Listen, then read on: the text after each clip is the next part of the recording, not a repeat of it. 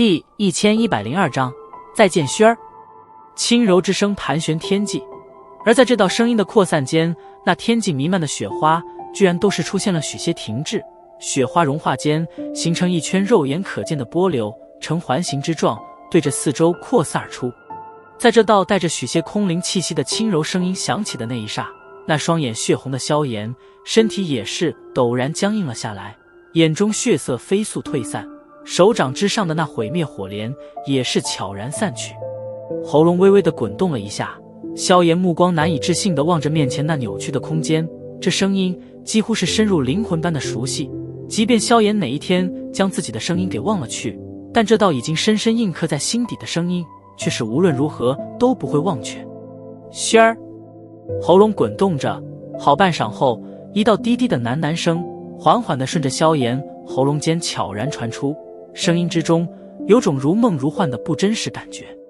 脸色淡漠的冰河也是因为这突然的变故，脸色略微有些变幻，双眼紧紧地盯着那扭曲空间之前的两道苍老身影，旋即瞳孔微微一缩。脸色略微变幻，冰河目光转向了那扭曲的空间，那里一道纤细的青色倩影缓步而出，然后在那无数道目光的注视下，轻轻跨出扭曲的空间，出现在了这片雪花飘飘的天地间。女子身着青色衣衫，并不华贵，但隐隐间却是深蕴着一分昂然于天地之间的尊贵。这种尊贵并非俗世贵气，而是一种身为天地主宰般的贵气，就犹如王者血脉一般，源远流长，历经岁月依旧不灭。3000青丝被一缕淡紫色绸带随意束着，柔顺地顺着那动人曲线垂下，偶尔清风吹来，青丝飘扬，透着许些出尘之意，宛如那误入凡尘的谪仙一般，有种不可亵渎的空灵。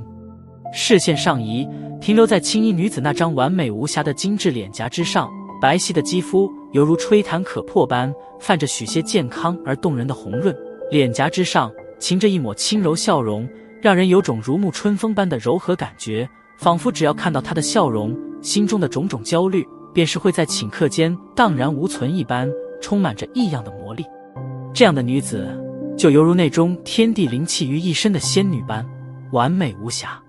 青衣女子缓步行出扭曲空间，并未望向对面的冰河，反而是在那无数道目光的注视下缓缓转身，明眸轻轻地凝视着后方的青年，而在待得见到后者那一脸的难以置信时，却是忍不住的嫣然轻笑。突然间绽放而开的笑容，就犹如那昙花般释放着惊人的诱惑，令得无数道目光都是在那美丽笑容之下失神而下。一笑倾城，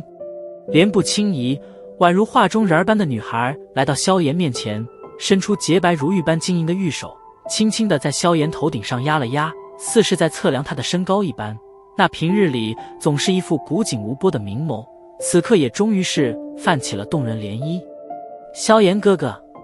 女孩在那无数目光瞩目下俏立在青年面前，红唇微起，轻柔滑腻的脆声轻轻地响了起来。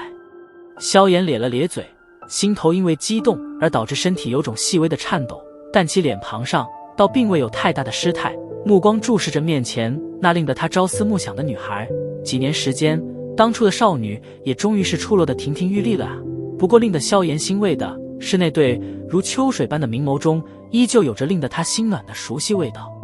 面前的女孩虽然如今已是大变了模样，不论气质、实力、容貌，皆是能够成为无数人心中的女神，但在见到她的那一刻，萧炎明白，不管她如何变化，她依旧还是那个喜欢跟着自己身旁一口一口萧炎哥哥叫个不停的小女孩。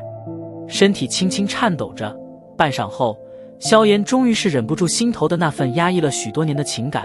踏前一步，伸出双臂，然后直接是在无数道惊呼目光中，将面前那宛如倾城般的女孩狠狠地搂进怀中。萧炎突然间的举动也是令得轩儿微惊，小嘴中发出一道低低的惊呼声，旋即脸颊飞上一抹绯红之色，轻轻挣扎了一下，便是放弃。如今的他与萧炎都不再是当年的少年少女，他能够感觉到萧炎心头压抑的情感，这份情感令得他眸中掠过温柔之色。那两名先前出现的黑衣老者在萧炎将轩儿搂进怀中的那一刹，眼中猛地迸发出一股凌厉之色，但在见到薛儿竟然没有半点反抗后，皆是面面相觑了一眼。旋即有些无可奈何地摇了摇头。薛儿此次离开古界，将他们带上，他们经过打听，也是略微知道了一些消息，只不过如今亲自见到，依旧是感觉到有些无法置信。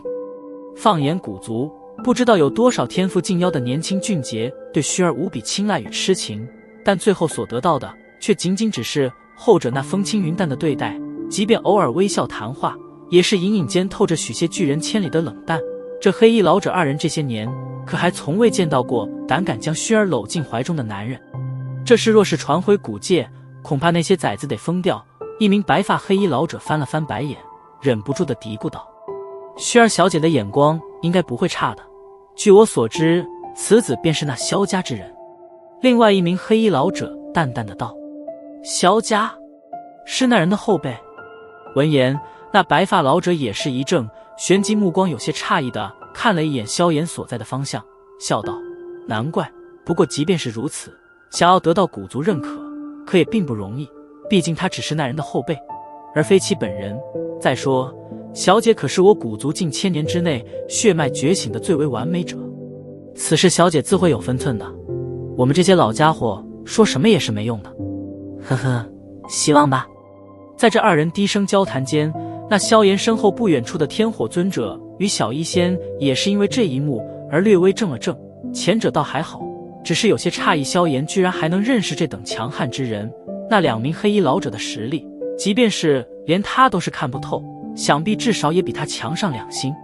小医仙目光怔怔地望着萧炎的背影，再看了看其怀中的人儿，美眸之中不可察觉地掠过一丝暗淡。他曾经偶尔听萧炎提及过这个名为薛儿的女孩，从他说话的语气中，他能够听得出一些眷恋，这令得他很有些诧异。对于萧炎的性子，他很清楚，这个家伙看似温和，但却很少对一个人，特别还是女人，露出这般的情绪。而这种眷恋，即便是小医仙心中都是忍不住的有些羡慕。从认识萧炎以来，他只见过一次萧炎表露这种情感，而这种情感的源头，便是如今那在其怀中的青衣女孩。萧炎狠狠地搂紧着怀中的人儿，女孩那柔软的身姿，令得他经过大战而略有些疲乏的心中被注入了一种活力。熏而任由，萧炎将之紧紧搂住，明眸之中掠过许些怜惜。他清楚地知道，在他离开之后，萧炎独自一人经历了何等的艰辛，家族险遭毁灭，恩师被捕，这些种种打击，皆是狠狠地压在当初少年那稚嫩的肩膀上，令得熏儿都是为之心疼。但令得他欣慰的是，萧炎并未被这些苦难所击倒，他顽强地支撑了过来，并且一步步地从加玛帝国走到黑角域，再从黑角域来到了这片中州大陆，并且大放异彩。现在的萧炎终于不再是当年的那个凭着一腔热血行事的稚嫩少年，而是一位真正的强者。萧炎哥哥，这些年可不要怪熏儿不在你身边。熏儿轻柔的声音犹如具备着魔力般，令得萧炎心中疲乏悄然褪去，激情与活力也是悄然恢复。你当我是那么不讲理的人吗？萧炎笑笑，逐渐地收好心中情绪，揉了揉熏儿的脑袋，松开手臂将之放开。再次见到这个人儿，他就觉得自己浑身都是弥漫着无穷动力一般。你身上有伤？熏儿明眸突然顿在萧炎身体上的一些血迹上，美眸一凝，轻声道。他的声音虽然轻轻柔柔，但萧炎却是敏锐地感觉到周遭的天地能量在这一刻悄然地澎湃了许多。流血的，现在伤势比我还重100倍。萧炎笑了笑，手指指着邺城内的几处深坑与废墟。熏儿抿嘴一笑，美眸环顾四周那弥漫的寒气，轻轻转身，一对美眸盯着不远处的冰河，明眸之内金色火焰缓缓涌现，轻柔的声音缓缓响起。接下来的事交给熏儿好不好？